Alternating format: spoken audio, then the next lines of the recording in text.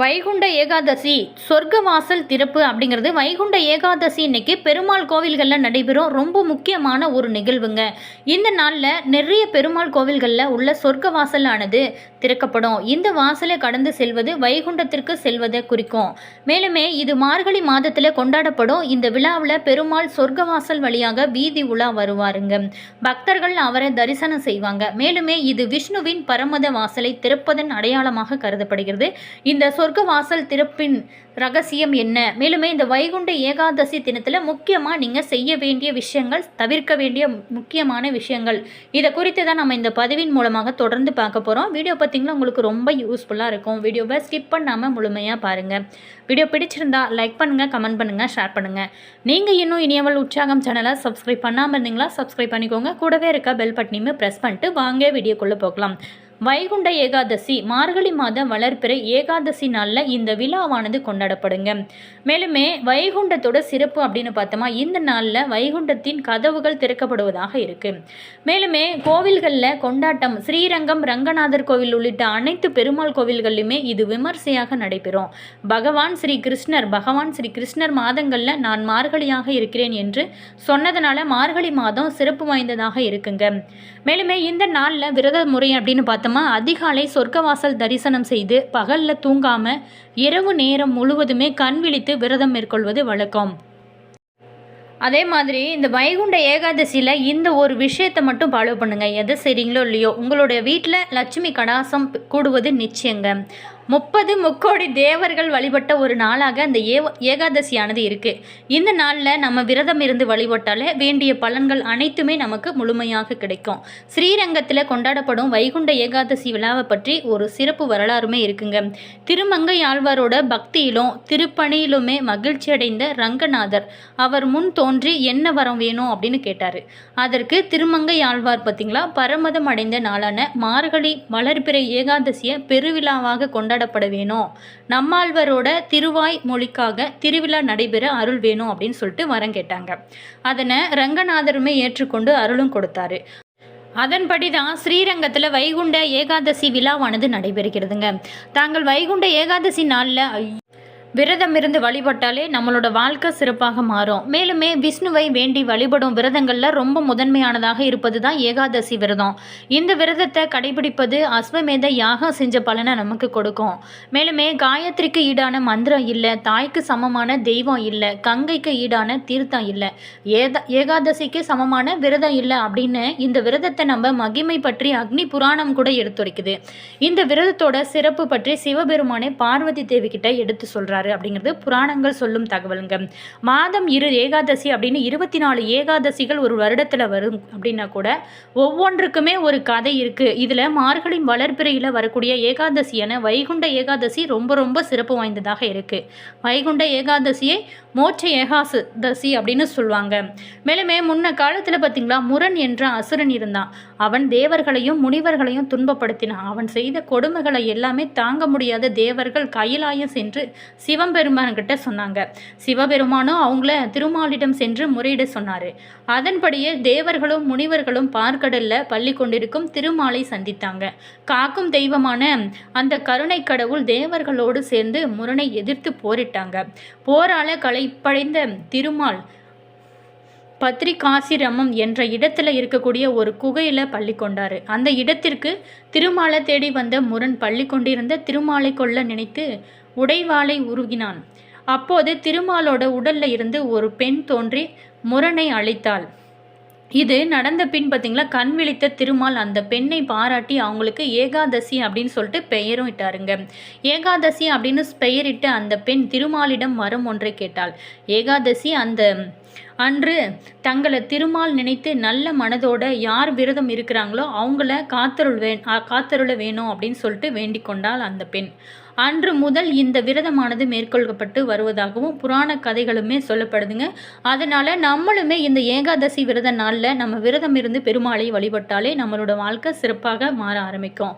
மேலுமே சொர்க்க வாசல் சிறப்பு விழாவை பற்றி பார்க்க போகிறோம். வைகுண்ட ஏகாதசி இன்னைக்கு விஷ்ணு ஆலயங்கள் அனைத்திலுமே சொர்க்கவாசல் திறப்பு விழாவானது நடத்தப்படுவாங்க. இறைவனை தொழும் ஜீவாத்மா வைகுண்ட வாசல் வழியாக பரமாத்மாவை சேர்கிறது அப்படிங்கிற ஐதீகத்தின் அடிப்படையில் இந்த சொர்க்க வாசல் திறப்பு விழாவானது நடைபெறுகிறதுங்க. இந்த விழா அதிகாலை வேளையிலேயே நடைபெறும். இதில் மக்கள் பல பேருமே கலந்து கொண்டு இறைவனுக்கு நடைபெறும் சிறப்பு வழிபாடுகளை கண்டு கழித்து சொர்க்க வாசலின் வழியாக வெளியே வருவாங்க. இது ரொம்ப ரொம்ப புண்ணியத்தை நம்மளோட வாழ்க்கையில் கொடுக்கும். முக்கியமாக நம்ம ஏகாதசி நாளில் செய்ய வேண்டிய விஷயங்களை முதல்ல பார்ப்போம். அதுக்கப்புறம் செய்யக்கூடாத விஷயங்களையும் தொடர்ந்து பார்க்க போகிறோம். வாழும் அவசர உலகில் நம்ம மாதந்தோறுமே வரும் ஏகாதசியை அனுசரிப்பது மிக மிக நல்லது. பிரதமை திதியிலிருந்து 10வது நாளான தசமியிலும் துவாதசியிலும் ஒரே வேளை உணவளித்தான் உண்ண வேணுங்க. ஏகாதசி நாளில் சூரிய உதயத்திற்கு முன்பாகவே எழுந்து நம்ம குளித்துட்டு பூஜையில் அமர்ந்து நாம் அந்த பரந்தாமனை மனதில் தியானித்து வழிபட வேணும். அன்றைய தினம் முழுவதுமே நீங்கள் விரதம் இருந்து பகவத் கீதை பாடுவது ஈடுபடுறது ரொம்ப ரொம்ப நல்லது. மேலுமே முதியோர்கள் உடல் நலிவுற்றுவங்க பூஜையில் வைத்து நிவேதனம் செய்யப்பட்ட பழங்களை நீங்கள் சாப்பிட்ற ரொம்ப நல்லது. உடல் ஆரோக்கியத்தை கொடுக்கும்.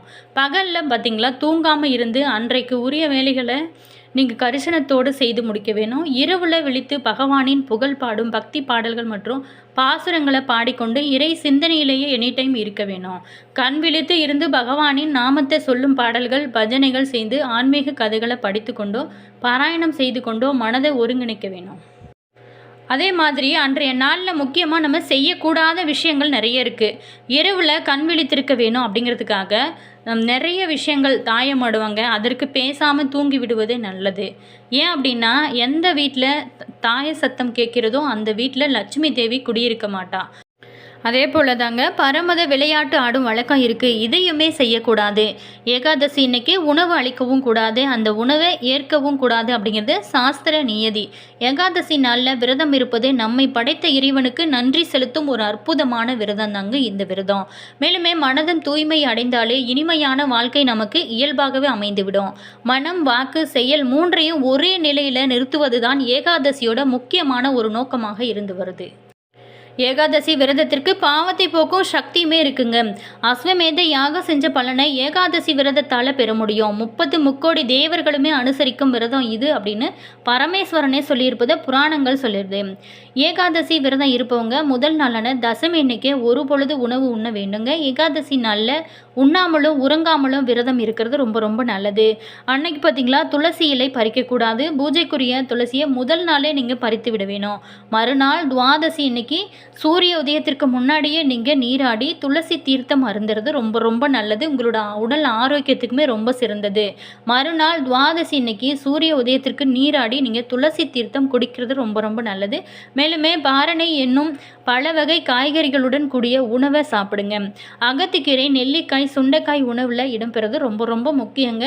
அகத்திக்கீரையில் பார்க்கடல் அமுதமும் நெல்லி சுண்டைக்காயில் லட்சுமியின் அருளும் இருப்பதாக ஐதீகம். அதனால தான் அன்றைய நாளில் அதை சமைத்து சாப்பிடுவது ரொம்ப ரொம்ப நல்லது அப்படின்னு சொல்கிறாங்க நம்மளுடைய முன்னோர்கள். சுவாமிக்கு நைவேத்தியம் செஞ்சு ஒரு ஏழைக்கு நீங்கள் உணவு தானமாக கொடுப்பது ரொம்ப ரொம்ப நல்லது. பிறகு பார்த்தீங்களா நீங்கள் சாப்பாட்டை முடித்து விட வேணும்.